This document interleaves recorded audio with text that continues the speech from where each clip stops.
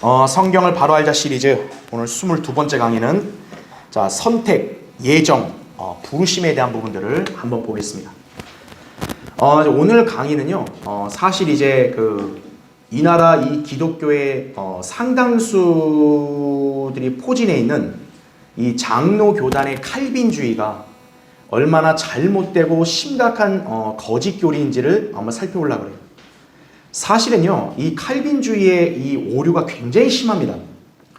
이 한국의 대다수 교회들이 다 이 오류에 감염돼가지고 이 구원을 어떻게 받고 또 이 구원받은 것이 또 어떻게 보장이 되고 이런 걸 전혀 몰라요.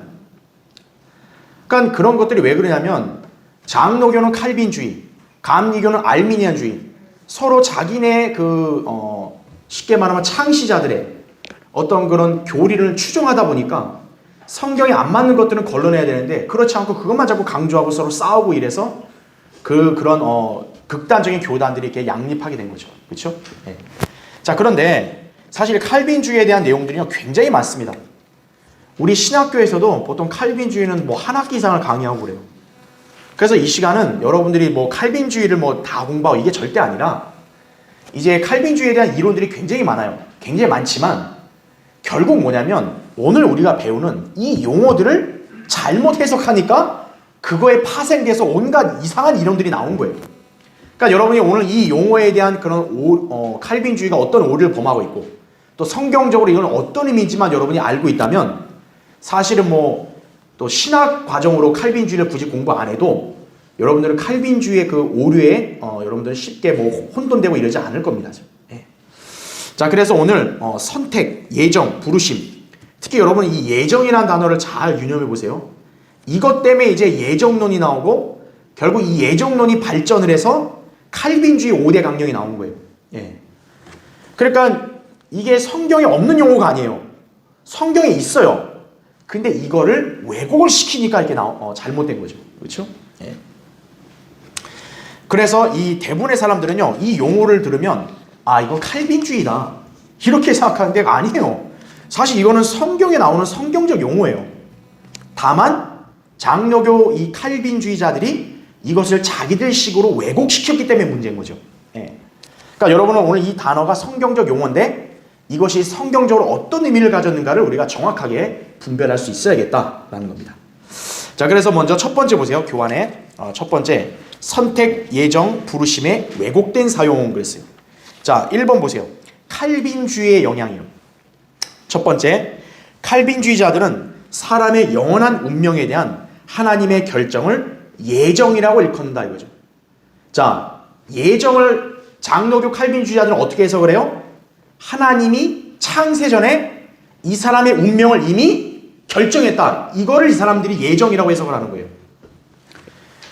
자, 그런데 이 예정은 더 깊이 두 부분으로 나뉘어요. 즉 선택과 버림받음으로 구분이 됩니다.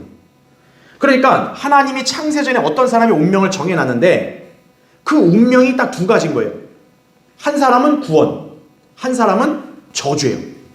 그러니까 하나님이 정해놨기 때문에 이 사람은 태어나면서부터 이 땅에 살아있을 동안 자기가 구원받고 싶다고 해서 자기가 결정할 수 있는 게 아니다 이거예요. 그러니까 하나님이 이미 다 정해놨기 때문에 네가 발버둥을 쳐도 이미 하나님이 너를 구원할지 아니면 너를 지옥으로 보낼지 이미 영원전에 다 정해놨다. 이거를 예정이라고 가르치는 거예요. 칼빈주의자들이. 그러니까 어떤 사람은 하나님께서 선택하셨다 이거예요. 선택을 하셔서 무조건 구원에 받게 하고 반면에 나머지 사람들은 어때요? 선택 안 받았다 이거죠. 버림받은 거예요. 그러니까 아무리 교회를 다니고 발버둥 쳐도 어떤 거예요? 그 사람은 영원한 지옥으로 갈 수밖에 없다. 이게 칼빈주의예요. 예. 이 사람들이 그런 식으로 예정을 해석을 하는 거예요. 자, 두 번째 보세요. 칼빈주의자들이 사용하는 선택이라는 용어는 전체 인류 중에 어떤 사람들만을 구원하시려는 하나님의 영원한 예정이라고 정의될 수 있지만 사실 이 말은 어떤 사람들만을 택하셨기 때문에 나머지는 자연히 구원받지 못하도록 예정되었다는 것을 암시하는 것이다 라는 거죠. 예. 그러니까 예정 안에는 영원한 선택과 영원한 버림받음이 같이 있는 거예요. 그러니까 그거는 누구도 몰라. 하나님만 아신다는 거예요. 그러니까 구원 받았습니까? 물어보면 어떻게 하는 거예요? 그걸 인간이 어떻게 알아요? 하나님만 아시죠. 이렇게 되는 거예요. 그래서 왜? 이미 하나님이 다 정해놨는데 그걸 인간이 어떻게 바꿉니까? 이거거든요. 쉽게 말하면. 자, 세 번째 보세요. 부르심이란 용어도요. 택함받은 자를 구원으로 부르셨고 어떤 사람도 피할 수 없는, 저항할 수 없는 절대적인 부르심이라고 가르치고 있다 이거죠. 즉 부르심도 뭐냐면 이제 하나님이 어떤 사람을 영원전에 딱 구원받기로 선택했으면 이제 하나님이 어떤 날짜에 이제 이 사람이 구원받아야 될 거 아니에요. 그럼 어떻게 하는 거예요? 하나님이 이제 그 날짜가 되면 이 사람을 강제로 부르시는 거예요. 그럼 이 사람은 하나님 부르심 거절을 못해. 그냥 로봇처럼 쫓아가서 구원받는 거예요. 즉 칼빈주의자들이 성경에 나오는 부르심을 어떻게 해석하는 거예요? 영원전에 이미 구원받기로 정해진 사람을 마침내 구원으로 부르신 걸로 해석하는 거예요. 그럼 부르심의 증거가 뭐냐 이거죠. 뭐겠어요? 자기네 교회 나오는 거예요. 자기네 교회 나오면 아 당신 하나님 택하신 거다고. 그렇죠? 그렇게 되는 거죠. 그래서 네 번째 보세요. 결국 칼빈주의 체계 안에서 이 세 가지 용어는 매우 중요한 의미를 갖고 있으며 사람의 구원을 설명하는 핵심적인 내용이 되어버린 것이다 이거죠. 그러니까 이 칼빈주의에 심취되어 있는 교회들에 가면 어떻게 하는 거예요? 구원에 대한 거를 자기 마음대로 얘기를 못하는 거예요. 그거는 하나님의 주권이라는 거야. 하나님의 주권. 그러니까 하나님이 모든 걸 다 아시기 때문에 인간은 왈가왈부할 수도 없고 선택 거부도 인간이 할 수 없다 이거예요. 그게 칼빈주의예요. 여러분 그게 과연 성경적 교리인가요? 그런데요. 오늘날 대다수 교회들이 칼빈주의에 다 전부 다 녹아있는 거예요. 전부. 칼빈주의를 신봉하는 장로 교단이 우리나라에서 지금 제일 크잖아요. 그걸 기억하셔야 돼요. 자, 한번 보세요. 우리가 자, 선택을 했다. 선택받았다. 예정됐다. 자, 부르심 있다.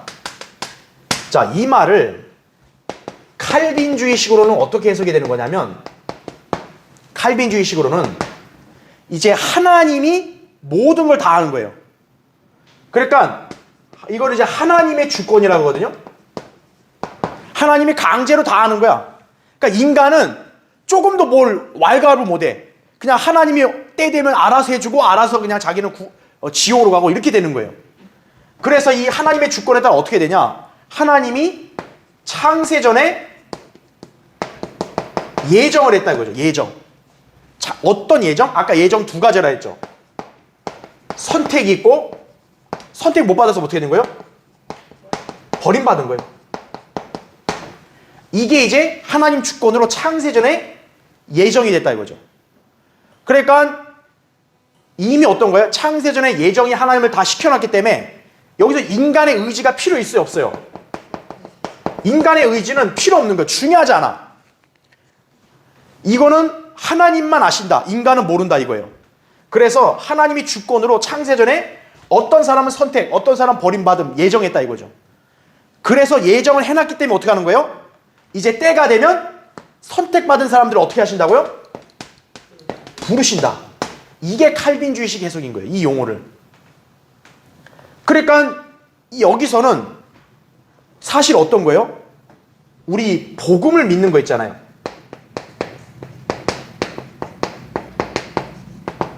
우리가 복음을 믿어서 구원받는 거잖아요. 그렇죠? 그러니까 이 복음을 믿는 것도 칼빈주의식으로 해석한다면 뭐예요? 인간이 하는 게 아니야. 복음을 믿는 것도 누가 하는 거예요? 다? 하나님이 하는 거예요. 그러니까 어떤 사람의 운명은 이 사람이 나중에 어떻게 살고 복음을 믿든지 안 믿든지 하나님을 욕하든지 찬양하든지 이것도 다 뭐예요? 이미 하나님이 영원전에 다 선택했다. 운명론이죠. 쉽게 말하면 이게. 쉽게 말하면 이게 뭐냐면 이게 운명론인 거예요. 그러니까 인간이 뭐를 계획할 수도 없어. 심지어 뭐예요? 인간이 어디 길 가다가 돌부리에 걸려 넘어졌어. 그럼 뭐예요? 아, 이걸 하나님이 일정히 정해놨기 때문에 내가 넘어진 거라고. 그거예요. 그렇게 되는 거예요. 전부 다. 그러니까 이런 사람들에게 구원받아야 됩니다. 그러면은 에휴, 그걸 당신이 어떻게 해? 하나님이 하는 거야. 그걸 이렇게 얘기하는 거예요. 자, 그거 보면 얼핏 보면 그럴듯하잖아요. 왜냐하면 구원이라는 건 하나님께서 성령님이 역사하는 건 맞으니까. 근데 그들의 의도는 뭐예요? 내가 믿으면 구원받는다가 아니라 하나님이 한다는 건 뭐예요? 나는 아무것도 할 필요 없고 그냥 하나님이 알아서 다 할 거다. 이렇게 되는 거예요. 그러니까 그 말의 진리를 잘 알아야 되는 거예요. 이게 칼빈주의식 해석이라는 거예요. 그러니까 여러분이 이 오류를 잘 기억하셔야 돼요. 그러니까 장로교 칼빈주의자들이 무슨 선택이니 예정이니 이런 소리 하면은 이 사람들이 성경에 있는 용어를 갖다 쓰니까 잘 알고 있다 이게 아니라 이런 식으로 생각한다는 거죠.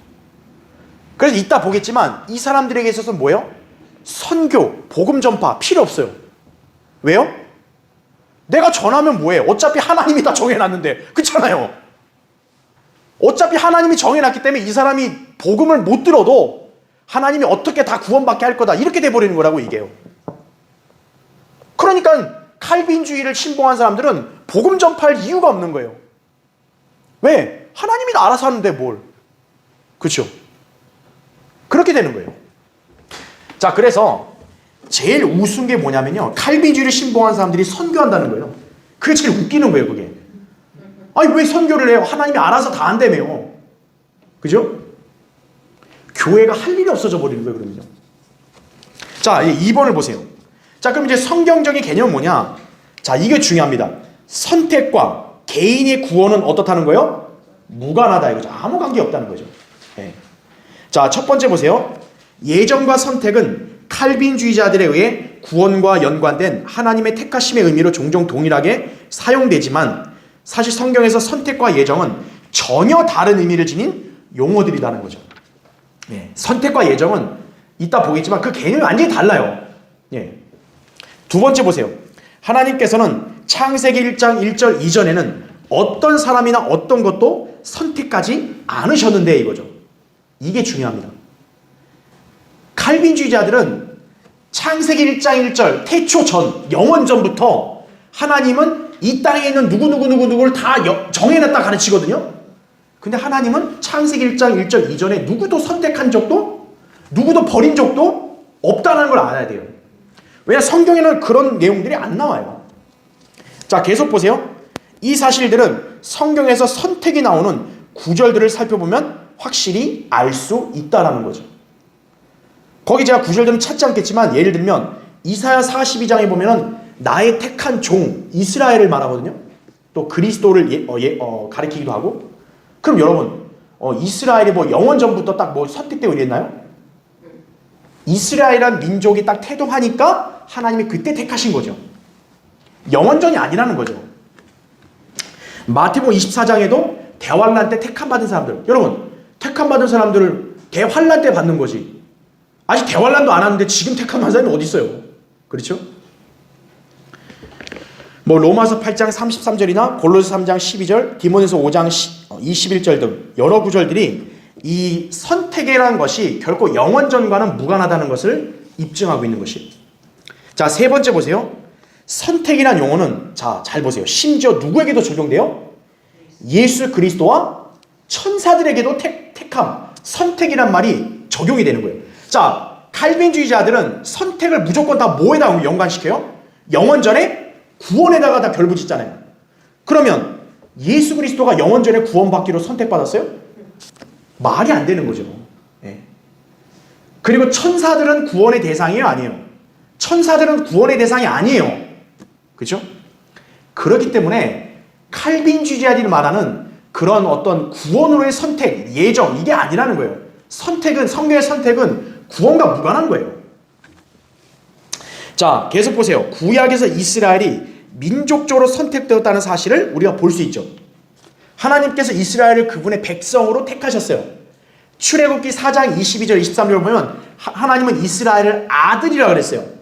하지만 그럼 민족적인 개념의 아들인 거죠. 그렇죠? 민족적으로는 이스라엘이 백성이나 아들로 택함을 받았지만 중요한 건 뭡니까? 이스라엘의 모든 구성원들이 다 구원받은 것은 아니다라는 거죠. 이스라엘 사람들 중에 지옥에 간 사람들 많아요. 구원받지 못해서. 그러니까 선택, 어떤 그런 부분이 다 개인의 구원과 연관이 있는 게 아니라는 거죠. 성경에는. 그걸 여러분 기억하셔야 합니다. 자, 그 다음 페이지 넘겼죠? 네 번째 보세요. 선택은 구원으로의 선택이 아니며 개별적인 선택도 아닌 민족의 전체적인 택하심이라는 거죠. 그렇죠? 이스라엘이라는 민족을 하나님께서 아브라함과 언약을 통해서 택하신 거지 그 이스라엘 민족 안에는 개개인의 무슨 영원의 구원 이게 아니라는 거죠. 예. 자, 어떤 개인이 개별적으로 하늘나라나 지옥으로 선택되고 예정되었다는 생각은요, 성경 어디에서 나오지 않아요. 그렇죠. 오직 어디에만 나와요? 기독교 강요. 이제 칼빈이 쓴 책이거든요. 기독교 강요. 그 다음에 웨스트민스터 신앙고백. 이게 바로 장로교의 어떤 신앙고백이거든요. 그냥 거기에만 나오는 자기들의 생각이지 성경에는 어떤 사람이 영원 전부터 구원받기로 선택됐다 그런 말이 없어요. 네. 그걸 여러분이 잘 기억하셔야 됩니다.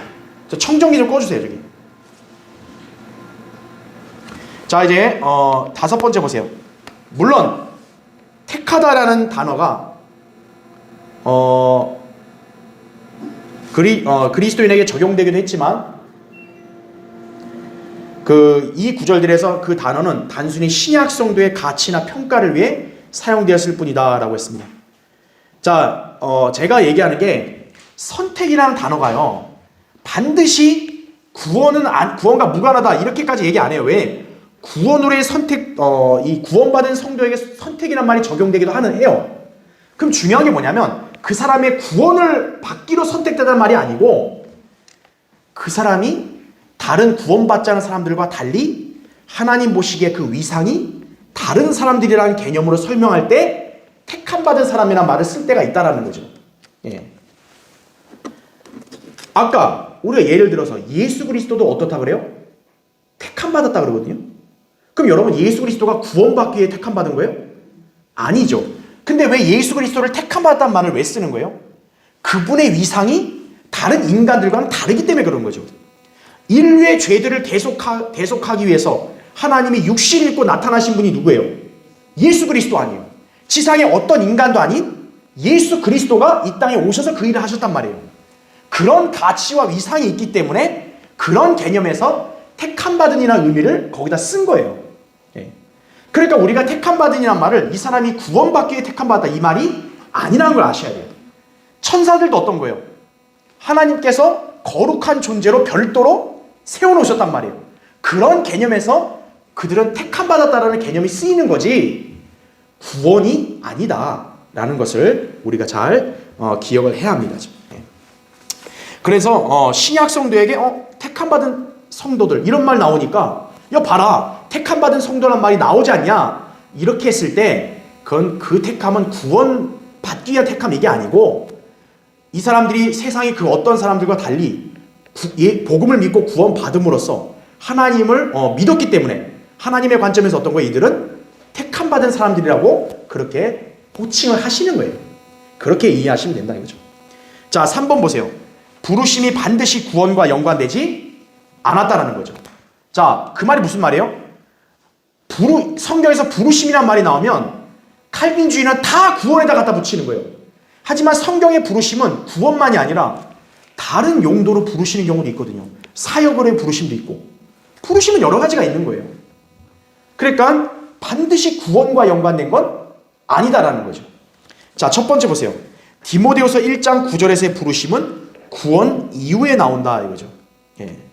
또 베드로후서 1장 10절에서는 선택 이전에 부르심이 나온다라고 했어요. 자, 한번 이거 찾아볼게요. 여러분 디모데후서 1장 9절 한번 보세요. 디모데후서 1장 9절.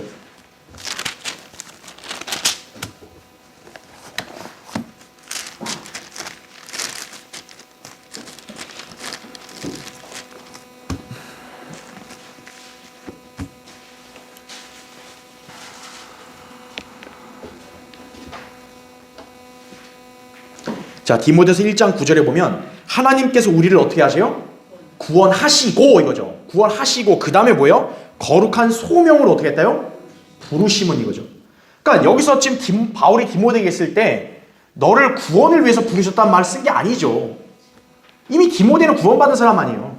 그러니까 하나님께서 바울도 디모데는 다 구원받은 사람들 아니에요. 그러니까 우리를 구원하시고 거룩한 이 소명을 우리를 부르셨다는 말 쓰잖아요. 그러니까 구원받은 이후에 또 부르심이라는 용어가 여기서 쓰이기도 하고, 그렇죠? 또 여러분 보세요. 베드로서 한번 보세요. 베드로서 1장 10절 한번 보세요.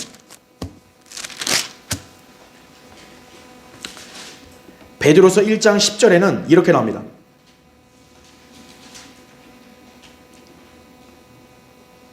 그러므로 형제들아 오히려 더욱 힘써서 너희의 부르심과 택하심을 확고히 하라. 너희가 이러한 것들을 하면 결코 실족하지 않을 것이요 얘기합니다. 여러분 여기 형제들이란 말은 결국 누구를 가리켜요? 구원받은 성도들 아니겠어요? 이미. 그렇죠? 근데 구원받은 성도들에게 뭐라고 얘기해요? 너희의 부르심과 택하심을 확고히 하라 이거죠. 부르심을 받으라가 아니라 이미 부르심을 받았으니까 어떻게 하는 거예요? 확고히 하라는 거죠. 그러니까 부르심이라는 거는 때로는 선택 이전에 나오기도 하는 거예요. 네. 그러니까 선택 이전에 부르심을 받아서 어떻게 한 거예요? 하나님이 어떤 목적과 용도에 맞게 이 사람을 선택하시는 거죠. 그러니까 칼빈주의는 어떤 거예요? 선택이 먼저 있고 그 다음에 때에 대해서 하나님이 부른다 이렇게 가르치는데 오히려 성경에서 부르심은 선택 이전에 먼저 나오는 경우도 있다는 거죠. 그래서 칼빈주의의 그런 절대적인 그런 어떤 이론은 잘못됐다는 거예요. 자, 그래서 계속 보겠습니다. 그래서 유다서 1절에서는 거룩하게 된 이후의 부르심을 볼 수 있다는 거죠. 거룩하게 된 이후. 그러니까 구원받은 이후의 부르심. 또 이거 가리키는 거죠. 자, 이러한 사실은 부르심이 구원을 가져온다는 칼빈주의 체계가 완전히 엉터리임을 입증하고 있는 것이다라는 거예요. 자, 두 번째, 성경에서 부르심은 대부분 구원과는 전혀 관련이 없다는 거예요. 물론 구원으로의 부르심이 전혀 없는 것은 아니지만 모든 부르심이 다 그런 것은 아니다라는 걸 기억하셔야 돼요. 예. 자, 이 말이 뭐냐면 고린도서 1장 9절이나 갈라디아서 1장 6절에 보면 분명히 구원받으라고 부르심이 있는 경우가 있어요. 왜냐하면 주님께서는 죄인들에게 복음을 전하게 하시고 예수 그리스도께 나오라고 부르신단 말이에요. 그렇죠? 그래서 그거에 응한 사람이 어떤 거예요? 구원받은 거 아니겠어요? 그렇죠? 그러니까 구원으로의 부르심도 있어요. 하지만 여기서 얘기하는 건 뭐니까 모든 부르심이 다 구원과 연관된 것은 아니다라는 걸 가르쳐 주는 거예요. 예를 들어 잠언 1장 24절 보면 그냥 죄인들에게 의로운 행위를 하도록 부르시는 내용이 나오거든요. 그건 신약 성도의 구원과 무관하잖아요. 그렇죠? 예. 또 마태복음 10장 1절에 보면 주님께서 12 제자들을 부르셨단 말이에요. 그렇죠? 자, 또 데살로니가서 4장 7절에 보면 하나님께서 우리를 거룩함을 살게 하도록 부르셨다는 말씀 쓰거든요. 그러니까 이미 구원받은 성도들이 거룩한 삶을 살 수 있도록 부르신다라고 쓰기도 한다라는 거죠. 그래서 부르심이 다 모두 구원과 연관된 것은 아니다. 이렇게 여러분 기억하시면 돼요. 자, 세 번째 보세요. 자, 이게 중요해요. 칼빈주의자들은 이미 선택받기로 예정된 사람은 자동으로 부르심받아 구원받는다고 되어 있거든요. 그런데 세 번째 보세요. 부르심을 받은 모든 자들이 어때요? 구원받은 것은 아니다라는 거예요. 이게 이제 칼빈주의자들을 넘어뜨리게 하는 진리죠. 자, 예컨대 여러분 유다 이스카리ot은 어떻습니까? 유다 이스카리ot. 유다 이스카리ot은 예수님의 제자예요? 아니에요? 예수님의 제자로 부르셨어요. 예수님이 친히.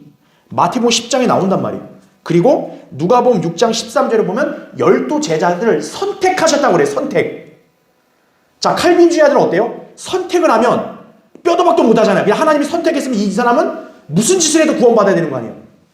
유다 이스카리ot도 누가복음 6장 13절에 택함 받았다고 말해요. 그 다음에 마가복음 3장 14절에는 예정하셨다는 말까지 씁니다. 제자로 부르기로. 자, 만약 칼빈주의 이론이라면 유다 이스카리ot도 어떤 거예요? 영원전에? 구원받은 거죠. 그러면. 하지만 그의 정체는 뭐로 판명이 났습니까? 마귀로 판명이 났다고요. 요한복음 6장 70절에. 따라서요, 부르심이 다 구원과 관계 있는 게 아니라는 거예요. 부르심을 받았어도 어떤 거예요? 구원받지 않은 사람이 있는 거예요. 유다 이스카리ot 같은. 왜요? 그게 구원과 연관되는 게 아니기 때문에 그런 거예요. 이러한 사실을 간과한 칼빈주의의 비성경적 가르침은 많은 사람들로 하여금 부르심과 구원을 혼동하게 한다는 거죠. 그러니까 혼동하면 안 되는 거예요. 칼빈주의는 사람들을 완전히 혼동을 시켜가지고 구원받지 못하게 하는 아주 사악한 이단 교리인 거예요. 그러니까 이거를 모르면 어떤 거예요? 내가 구원을 받아야 되는 건가? 아니, 나 받았겠지. 물어보면 어떤 목사나 장로에게 물어보면 어이 집사님, 그러면 인간이 함부로 얘기하는 거 아니에요? 하나님이 하시는 거예요.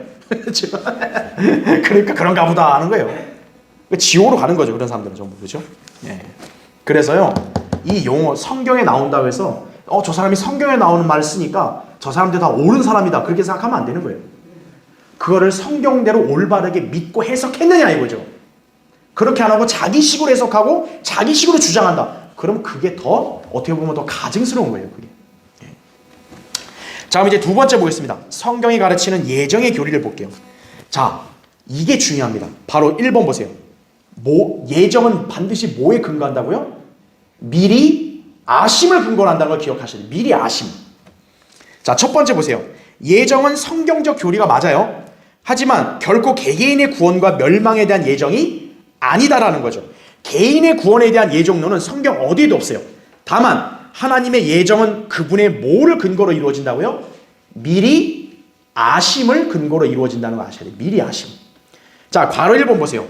하나님께서는 누가 예수 그리스도를 영접하고 거절할지를 어떻게 해요? 미리 아신다고. 왜? 하나님은 전지전능하시니까요. 자, 근데 이거를 보고 이거에 또 칼빈주의자들이 또 이걸 걸고 넘어지는 거예요. 그걸 봐라. 하나님 미리 다 아시지 않냐? 그러니까 미리 아시는 게 칼빈주의자들은 뭐예요? 이미 하나님이 다 정해놓은 걸로 그렇게 해석하는 거예요.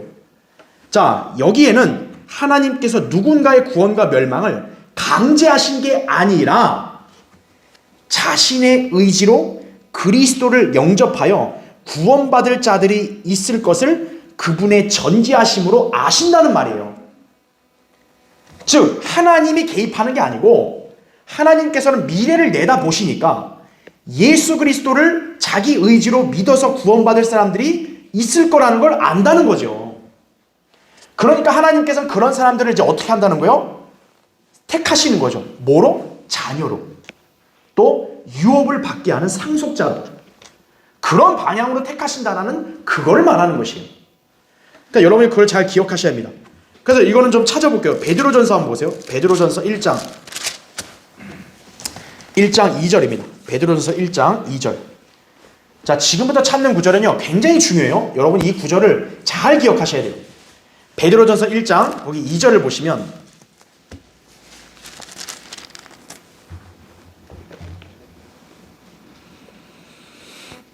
자, 거기 이렇게 나오죠. 곧 하나님 아버지 어때요? 미리 아심을 따라 이거죠. 성령의 거룩해 하심을 통하여 순종함과 예수 그리스도의 핏부림으로 택함 받은 자들에게 편지하노니 이렇게 나옵니다.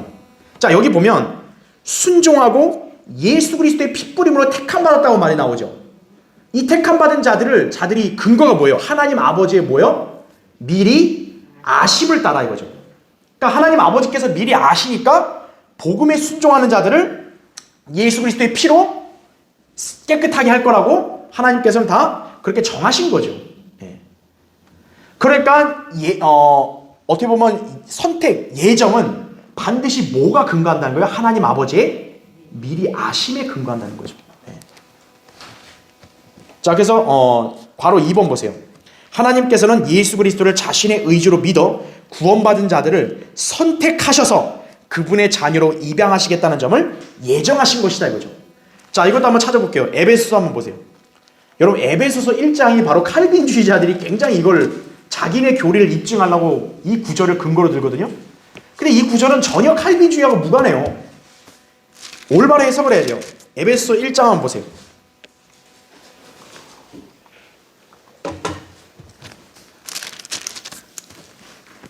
자, 에베소서 1장 4절을 보면 하나님께서, 자 보세요. 이 용어를 잘 봐야 돼요. 세상의 기초를 놓으시기 이전에.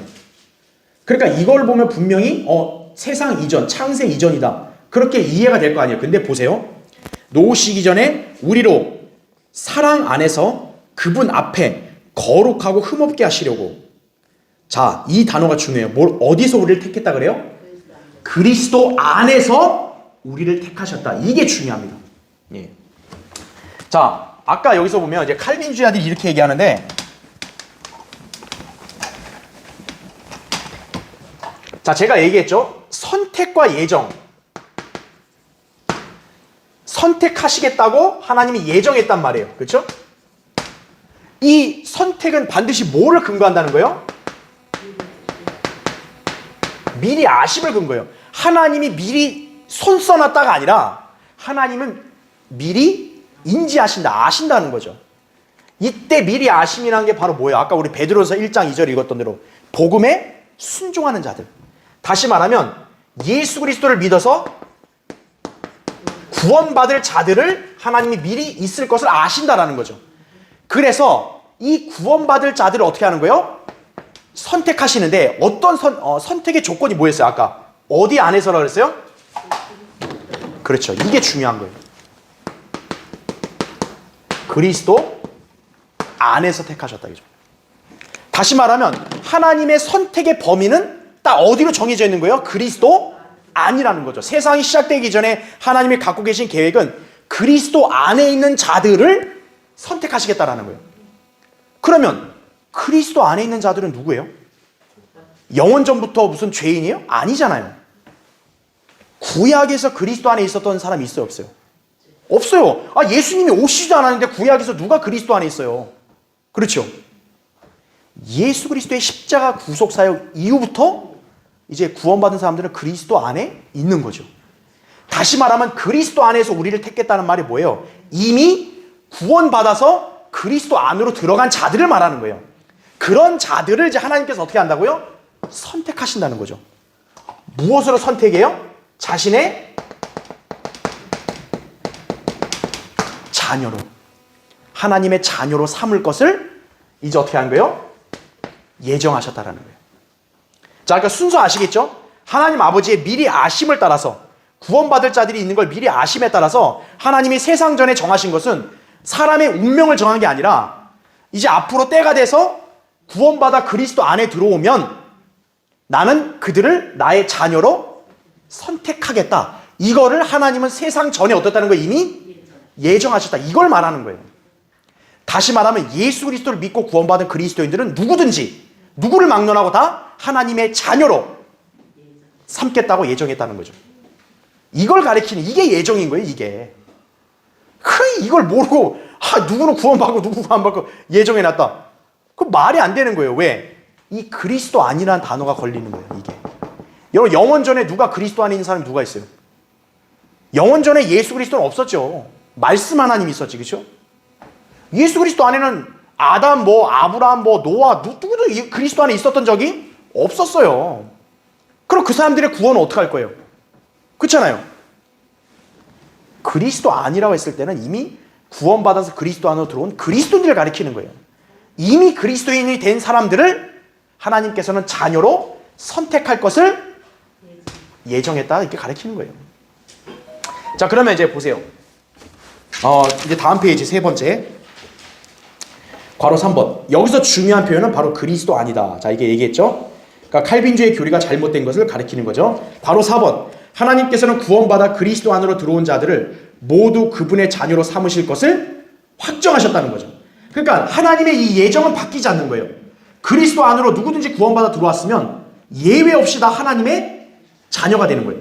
하나님께서 어떤 사람 보고 얘 마음에 안 드는데 나를 믿었네? 넌 내 자녀 하지 마라. 하나님 그렇게 안 하신다는 거죠. 그런 번복을 안 하신다는 거죠. 그런 면에서 선택과 예정을 우리가 해석해야 되는 거예요. 자, 그러면 여러분 에베소서 펴져 있죠? 거기 1장 5절부터 6절 읽을게요. 잘 보세요.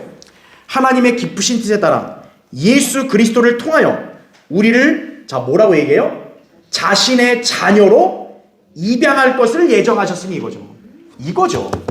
예정이라는 게 뭐예요? 예수 그리스도를 믿고 구원받으면 그리스도 안으로 들어왔으니까 하나님은 딱 그리스도 안에 들어온 그 사람들을 모두 다 자녀로 입양을 하시겠다고 예정했다 이거죠. 그럼 이제 이거는 때가 돼서 그리스도의 십자가 사건 이후로 이제 그분을 믿어서 그분 안으로 들어온 사람들이 이제 자녀가 입양되는 것이 이제 시행이 되는 거죠. 그 말인지 뭐예요? 예수 그리스도가 오시기 전, 십자가에 죽기 전까지는 누구도 이런 일이 있을 수 있어 없어요? 없는 거예요. 그러니까 무슨 영원전부터 이 사람은 하나님이 딱 구원을 선택했다 말도 안 되는 소리인 거예요. 자, 6절 보세요. 그럼 왜 하나님께서 이렇게 하셨냐? 이는 하나님께서 그 사랑하시는 이 안에서 우리를 받아들이신 그의 은혜의 영광을 찬양케 하려 하심이라. 여기서 그 사랑하신 이가 누구 계세요? 예수 그리스도 안에서 우리를 받아들이셨다 이거죠. 다시 말하면 예수 그리스도 안에 없는 사람은 해당이 안 되는 거예요. 이게 무슨 예정 선택 해당 안 되는 거란 얘기죠. 자, 이제 두 번째 보세요. 이제 교환해. 그러므로 성경의 예정은 누가 구원받을지에 대한 것이 아니라 그리스도인의 위치를 정하신 것을 뜻한다라는 거죠. 주님은 자신의 의지로 예수 그리스도를 믿어 구원받은 자들을 그분의 자녀로 삼으시고, 또 이게 중요해요. 그분의 유업을 이어받게 하심으로써 그분의 영광을 찬양케 하실 것을 예정하셨다는 거죠. 여러분 거기 에베소 1장 보면 11절 보세요. 11절. 자, 모든 것을 그 자신이 의도한 대로 행하시는 이의 목적을 따라 우리가 예정되어 그분 안에서 유업을 받았으니. 그러니까 칼빈주의자들은 다른 거 안 보고 그 자신이 의도한 대로 봐라 하나님 주권이다. 자기들 보고 싶은 것만 보는 거예요. 근데 여러분 그 11절 보면 그분이 어떤 목적을 따라 우리를 예정한 거예요? 그분 안에서 유업을 받은 것을 예정하는 걸 말하는 거예요. 그래서 12절, 이는 먼저 그리스도를 믿었던 우리로 그의 영광을 찬양케 하려 하심이니라. 여기 보면 이미 그리스도를 믿은 사람이 있잖아요. 그러니까 하나님께서 예정하셨다는 건 뭐예요? 우리에게 예정했다는 것은 그리스도를 믿은 우리가 그분 안에서 유업을 받게 하도록 예정하셨다는 거죠. 그러니까 그리스도 안으로 들어온 사람들은 뭐예요? 하나님의 상속자들이니까 어떤 거예요? 하나님의 자녀니까 상속자가 돼서 유업을 받을 수가 있는 거예요. 그걸 예정하셨다는 거죠. 그러니까 하나님이 그리스도 안으로 들어온 사람 중에 얘는 꼴보기 싫은데 야 너는 유업 받지 마 이렇게 안 하신다는 거죠. 다 예정했다는 거예요. 이거를 결코 개인의 운명이 예정된 게 아니다라는 거죠. 예. 자, 세 번째 보세요. 특히 하나님께서는 미리 아신 그리스도인들을 장차 예수 그리스도와 일치하게 하실 것을 예정하셨다는 거죠. 그러니까 예정은요, 신약 성경에서 교리로 가르치는 예정은 한 번도 개인의 구원과 관계가 없어요. 구원받은 그리스도인들에게 정해진 예정이지 구원받지도 않은 사람하고는 아무 관계도 없는 거예요. 거기 여러분 로마서 8장 29절 거기 나오죠? 잘 보세요. 로마서 8장 29절에 그분께서는 자 누구예요? 미리 아신 자들. 제가 아까 얘기했죠. 하나님 아버지에 뭐가 있어요? 미리 아신. 뭘 미리 아신 거예요? 예수 그리스도를 믿을 자들을 미리 아신 거예요. 자, 그러면 미리 아신 자들을 자 어떻게 하신대요? 자기 아들의 형상과 일치하게 하시려고 또한 어떻게 돼요? 예정하셨으니 그죠. 자, 이 예정이 구원이에요? 아니죠. 예수 그리스도를 믿는 사람들은 누구나 관계없이 예수 그리스도와 똑같은 형상으로 일치하게 만드시겠다고 하나님이 예정하셨다는 거예요. 그러니까 이건 안 바뀌는 거예요. 야, 너는 하도 죄만 짓고 너는 더럽게 살았으니까 너는 나랑 똑같이 변화되지 마. 이렇게 안 하신다는 거예요. 누구든지 은혜로 구원받았으면 어떤 거예요? 그 사람이 어떻게 살았든 상관없이 그리스도 안에 들어왔으니까 하나님의 자녀가 되고 하나님의 유업에 동참하고 그리고 예수 그리스도 같은 모습으로 변화되는 거예요. 부활해서 변화되는 거죠. 주님은 그들을 장차 그리스도와 같게 하실 것이다 이거죠. 요한일서 3장 2절에 나오대로. 그렇죠. 예. 자, 그래서 그 밑에 2번 보세요. 믿음의 여부에 따른 결과를 어떻게 한다고요? 예정한다. 칼빈주의자도 어떤 거예요? 믿음 자체도 예정이다 이거예요. 다. 어떤 사람이 믿지 안 믿을지도 하나님이 다 예정했다. 이렇게 가르치거든요. 그게 아니라 믿음의 여부는 자기가 결정하는 거예요. 그러면 그거에 따른 결과에 따라서 어떻게 한 거예요? 하나님이 예정하는 거예요. 네. 첫 번째 보세요. 예정은 아담 안에 있는가 그리스도 안에 있는가에 따라 영원히 결정되는 것을 말한다 이거죠. 아담 안에 있는 한 영원한 멸망과 저주와 지옥의 형벌을 피할 수 없다 이거죠. 네. 교회 몇십 년 다녀서도 아직도 아담 안에 있다면 구원받지 않은 거잖아요. 그 사람은 지옥으로 가는 거예요.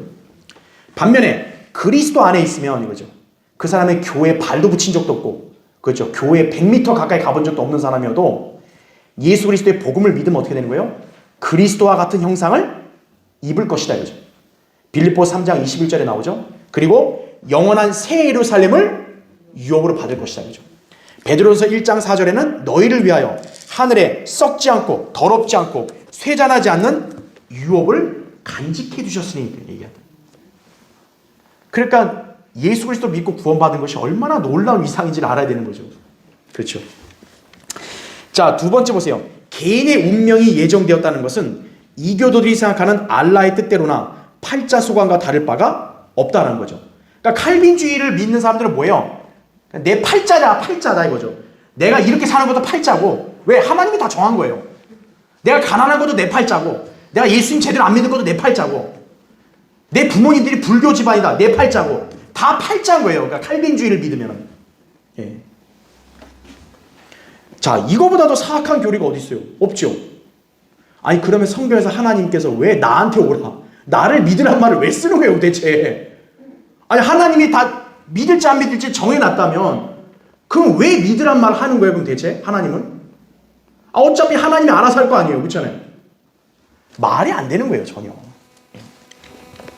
세 번째 보세요. 하나님께서는 단 한 사람도 지옥으로 가기를 원치 않으신다고요. 베드로서 3장 9절에 뭐라 그랬어요? 주님의 뜻이 한 사람도 멸망하지 않고 회개에 이르기를 원하신다 했잖아요. 근데 칼빈주의식으로 하면 뭐예요? 이미 멸망을 정해놨는데 그 사람이 어떻게 회개를 해요? 하나님이 이미 지옥 보내기로 정해놨는데. 그 하나님이 인간을 농락한 거 아니에요? 우리 하나님이 그런 분이세요? 아니죠. 자, 지옥은 하나님께서 원래부터 인간을 보내려고 만든 곳이 아니라, 그쵸? 마귀와 그의 천사들을 위하여 예비한 곳이라고 마태복음 25장 41절에 말씀하고 있는 거죠. 자, 네 번째, 따라서 믿음에 대한 부분은 결코 하나님께서 예정하신 게 아니다 이거죠. 믿음은 각자가 얼마든지 지닐 수 있는 것이다 이거죠. 하나님께서 예정하신 것은 오로지 믿음으로 예수 그리스도를 영접한 자들을 그분의 자녀들로 삼으실 것, 성령으로 인치실 것, 그리고 예수 그리스도와 같은 형상으로 변모될 것, 그리고 그분의 유업에 동참하게 하여 그분의 영광을 찬양하게 하는 것 등이다 이거죠. 이러한 영광스러운 복을 믿는 자들에게 확정하셨다는 게 이게 바로 예정입니다. 자, 그래서 마지막으로 정리해보면, 자, 부르심 이거 있는데, 부르심은 하나님께서 구원으로 부르시는 게 있어요. 초청이죠. 이 부르심 어때요? 자기가 응할 수 있어요. 응할 수도 있고 아니면 거절할 수도 있는 거예요. 그렇죠? 복음을 거절하잖아요 사람들이. 그렇죠? 그 예수님께서는 나를 믿는 자와 나를 믿지 않는 자를 딱 구분하시잖아요. 그러니까 부르심에 응하게 되면 어떻게 되는 거예요? 그리스도 안으로 들어가니까 선택되는 거예요. 거절하면 어떻게 되는 거죠? 이 사람은 이제 멸망하는 거죠. 그러니까 부르심이 이미 영원전에 선택받은 사람을 부르신다가 아니고 누구나 하나님께서 죄인들을 부르시는 거예요. 구원받으라고. 여기에 응할지 거절할지는 자기가 결정하는 거예요. 그러니까 자기가 응하면 그리스도 안에서 선택돼서 자녀가 되고 또 영원한 유업을 동참할 거라는 게 예정이 자기에게 적용되지만, 거절하면 어떻게 되는 거예요? 해당이 안 된다 이거죠. 이거는 하나님만 아세요가 아니라 성경에 기록된 거를 보면 어떤 거예요? 누구나 다 알 수 있는 거예요. 그러니까 칼빈주의자들은 어떤 거죠? 선교를 안 해요. 이 사람들은. 이 사람들은 선교한다 해도 그게 위선인 거예요. 그게. 그렇죠?